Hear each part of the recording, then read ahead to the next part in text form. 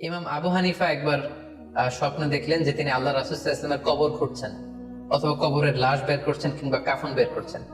আমরা আপাত দৃষ্টিতে মনে হচ্ছিল যে এটা একটা খারাপ স্বপ্ন, যে ইমাম আবু হানিফা তিনি রাসূল সাল্লাল্লাহু আলাইহি ওয়াসাল্লামের কবর খুঁড়ছেন, লাশ বের করছেন বা কাফন বের করছেন।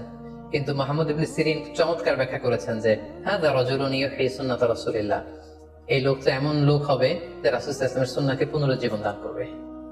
এই পর্যায়ে আমরা জানবার চেষ্টা করব যে কোরআন সুন্নাহর আলোকে বিভিন্ন সিম্বল বা প্রতীক বা চিহ্নের দিকে খেয়াল রেখে স্বপ্নের ব্যাখ্যা করা। আমরা বলেছিলাম যে কিছু কিছু স্বপ্ন আছে খুব সফিস্টিকেটেড, সিম্বলিক বা আইকনিক, যেখানে কোনো ইঙ্গিত দেয়া হচ্ছে, ইঙ্গিত বহ, এবং যেটার ইন্টারপ্রিটেশন না করলে এটা দিয়ে আসলে কি বোঝানো হচ্ছে এটা বোঝা যায় না।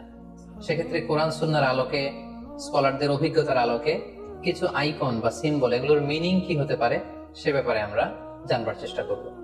এক্ষেত্রে আমরা বলবো যে কেউ যদি স্বপ্নে রশি দেখে, স্বপ্নে যদি সে রশি দেখে, তাহলে এটা গুড সাইন। এটা কেমন যেন আল্লাহর সাথে একটা প্রতিশ্রুতির সাথে সম্পৃক্ত, কারণ আল্লাহ তাআলা কোরআনে ইরশাদ করেছেন ওয়াতাসিমু বিহাবলিল্লাহি জামিআ। আরবিতে রশি আরবি হচ্ছে হাবল, মানে ওয়াতাসিমু বিহাবলিল্লাহি জামিআ, তোমরা আল্লাহর রজ্জু বা রশিতে আঁকড়ে ধরো।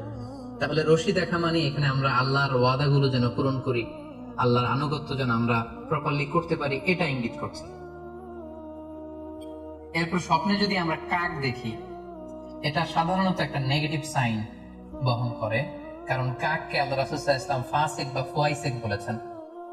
সো আমরা যদি স্বপ্নে কাক দেখি, এটাকে আমরা পজিটিভ কোনো সাইন মনে না করে নেগেটিভ সাইন মনে করতে পারি। তৃতীয়ত, আমরা যদি স্বপ্নে লম্বা কাপড় দেখি, এটা গুড সাইন। কারো গায়ে যদি লম্বা জামা থাকে তাহলে এটা গুড সাইন, আর খাটো জামা থাকলে সাধারণত এটা নেগেটিভ সাইন। এক্ষেত্রে আমরা সহিহ বুখারীর একটা হাদিস উল্লেখ করতে পারি। আল্লাহর হাবিব সাল্লাল্লাহু আলাইহি ওয়াসাল্লাম বলেছেন যে আমার সামনে অনেক মানুষকে পেশ করা হলো, তাদের কারো জামা নাভি পর্যন্ত, কারো জামা হাঁটু পর্যন্ত, কারো জামা পা পর্যন্ত। আর সেক্ষেত্রে ওমরে ফারুককে দেখলাম যে এত লম্বা জামা পরে সে হেঁটে যাচ্ছে, সে তার জামা টেনে টেনে নিয়ে যাচ্ছে। তো সাহাবারা বললেন মা আউয়ালতাহু ইয়া রাসূলুল্লাহ, হে আল্লাহর রাসূল, আপনার এই স্বপ্ন থেকে আপনি কি বোঝাতে চাইলেন? আল্লাহ রাসূল সাল্লাল্লাহু আলাইহি ওয়াসাল্লাম বললেন আউয়ালতুহু আদ-দীন, এটা দ্বারা আমি দ্বীনদারি বোঝাতে চাইলাম। অর্থাৎ যার জামা লম্বা তার মানে তার তাকওয়া বেশি বা তার দ্বীনদারি বেশি। আর স্বপ্নে যদি কারো জামা খুব ছোট খাটো বা জামাহীন অবস্থায় কাউকে দেখা হয়, এটা সাধারণত তার দ্বীনদারি কমে যাচ্ছে বা তার তাকওয়া is decreasing day after day, এটার একটা সাইন বহন করে। পাশাপাশি দুধ, স্বপ্নে যদি কেউ দেখে সে দুধ খাচ্ছে, এটা একটা ভালো সাইন। স্বপ্নে দুধ খেতে যদি দেখা হয় তাহলে তার জ্ঞান বৃদ্ধি পাবে বলে এটা একটা সাইন বা আলামত বহন করে।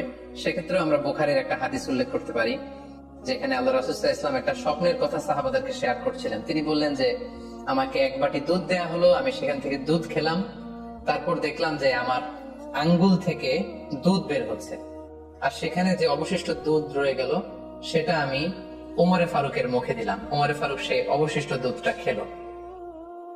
এই স্বপ্নের কথা শুনে সাহাবারা বললেন মা আউয়ালতা বিহি ইয়া রাসূলুল্লাহ, হে আল্লাহর রাসূল, এটা দিয়ে আপনি কি ব্যাখ্যা করলেন?